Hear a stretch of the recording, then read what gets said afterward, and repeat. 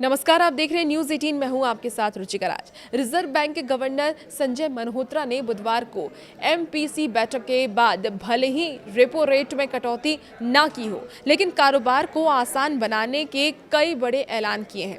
देखिए, गवर्नर का जोर कारोबारियों के लिए आसान कर्ज के साथ नियमों को सरल बनाने पर भी रहा है। आरबीआई के इस ऐलान का सबसे ज्यादा लाभ छोटे और मझले उद्यमियों को होगा, जिनके सामने ईरान युद्ध की वजह से कई चुनौतियां पैदा हो गई हैं।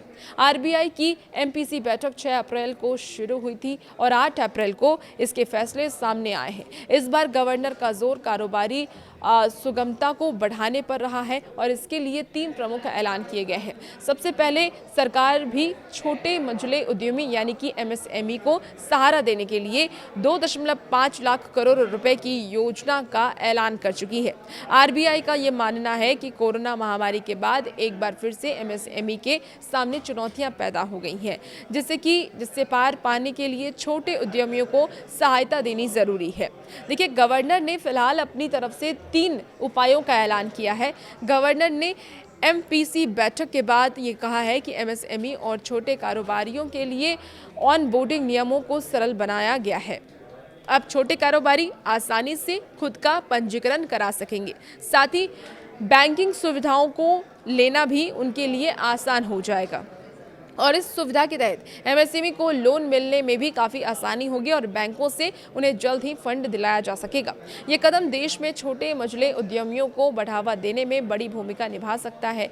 बैंक बोर्ड जल्दी से अपना काम निपटाएगा। तो आरबीआई ने कारोबारी सुगमता को बढ़ावा देने के लिए बैंक बोर्ड के कामकाज को भी तुरंत निपटाने पर जोर दिया है और तर्क संगत बनाने पर जोर दिया है। गवर्नर ने कहा है कि बैंक बोर्ड के समय का बेहतर उपयोग किया जाए तो छोटे मंझले उद्यमियों को बढ़ावा दिया जा सकेगा और इस कदम के तहत बोर्ड मीटिंग और एमएसएमई के लिए बैंकों के निर्णय लेने की प्रक्रिया को अधिक कुशल बनाया जा सकेगा और उन पर अनावश्यक बोझ भी कम होगा।